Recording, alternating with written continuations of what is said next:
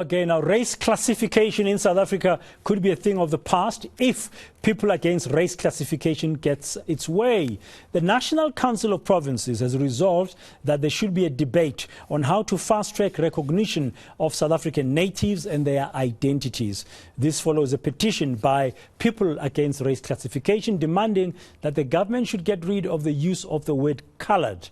Well, for more on this, I'm joined now by Glen Snyman, the leader of people against race classification. Mr. Snyman, good afternoon. Welcome again to Today here on eNCA. What is wrong with coloured? Good afternoon, Dan, and to your listeners. There's many things wrong with the word coloured. It was a word that was forcefully given to a certain people, and they just had to accept this word against their will. People were not called by the word coloured. It's a confusing word.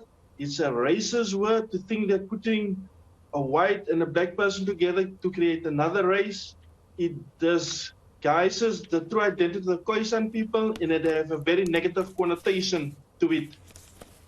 Very negative connotation to it. So if currently you've been classified in the country as coloured, what should you be classified as from what you are demanding?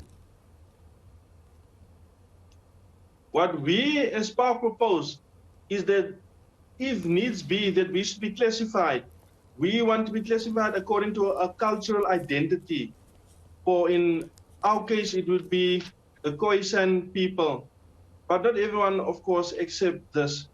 The cultural identities is a much more moral identity to give to a certain group of people. But to think that the person looks white, he thinks like a white person, or if you look black, you think like a black person, that is wrong. So skin color identity is causing a lot of confusion in society today. And I think it is mere intellectual laziness, and that we as human beings can do better and we can move on. What about the law, for example, the Employment Equity Act? When companies are reporting of the different levels of management, they use the term black to include Africans, coloureds and Indians. I give you another law. The Population Registration Repeal Act of 1991, that is still in existence today, that repealed the previous Population Registration Repeal Act of 1950.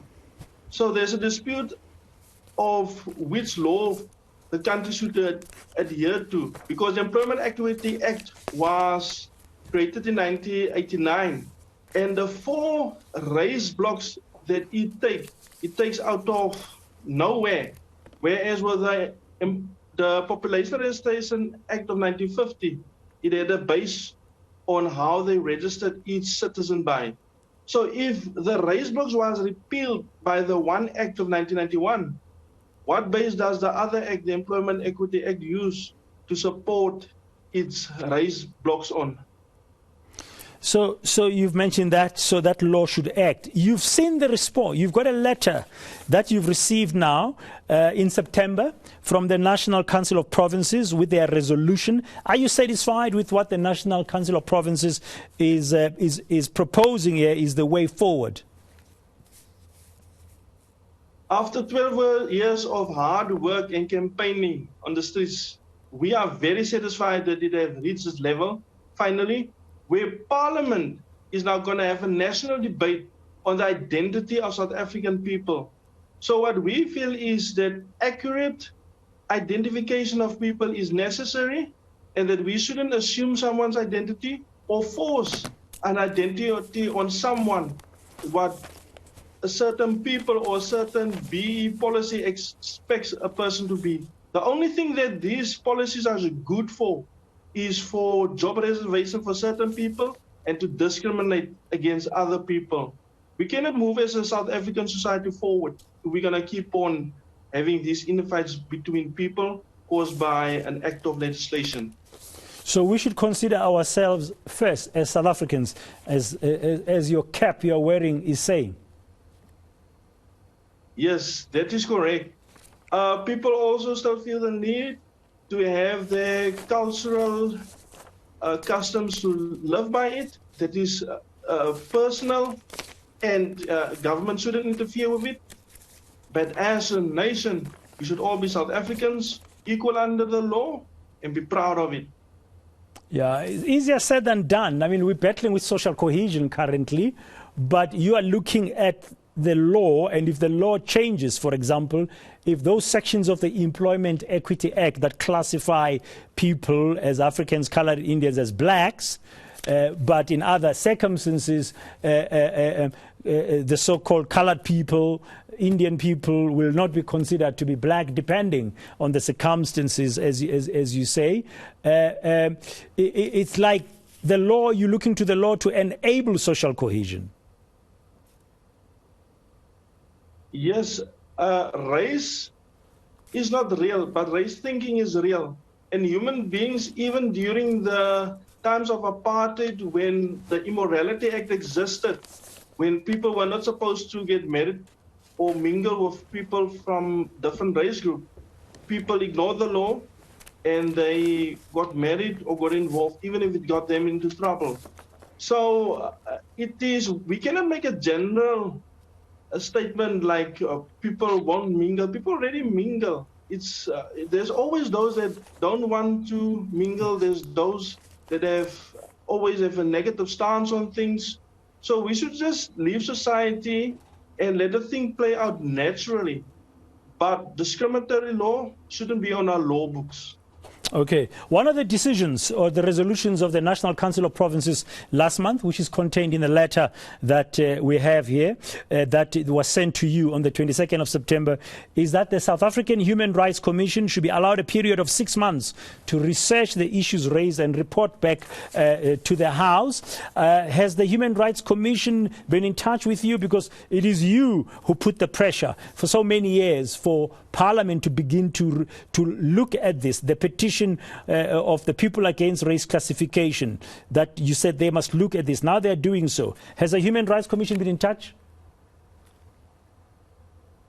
Since we started our campaign in 2011, we wrote to the Human Rights Commission. And in those years, they upheld that race classification is not a human violation in South Africa. Then came 2020, then there's some doubt on their stance about it. So it would be interesting to see where the Human Rights Commission stands on this, as they vacillate on to choose, is it right or is it wrong as a Human Rights Commission. The Human Rights Commission also got, in one of their reports, a demand that on the 31st of March 2019, that the word colored should be removed. That stands in their own report.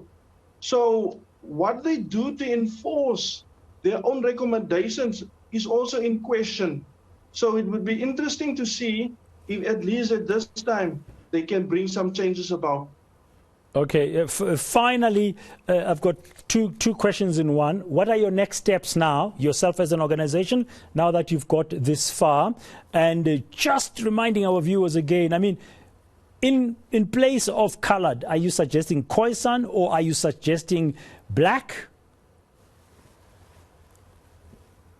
Then we just left out another thing which is important to mention, and that is the dispute regarding African. Who should be called African? According to us, everyone that holds a South African document and is a citizen in South Africa, if it's Chinese, if it's white peoples, or Indian, should be called an African. Of course, we know the history of me being charged for being African.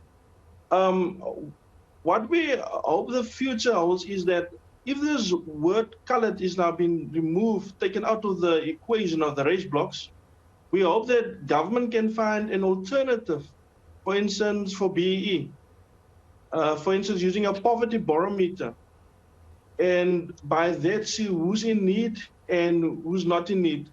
But taking people on physical appearance, that is not the way to go. So what's next for you now? We have to wait for this national debate to take place.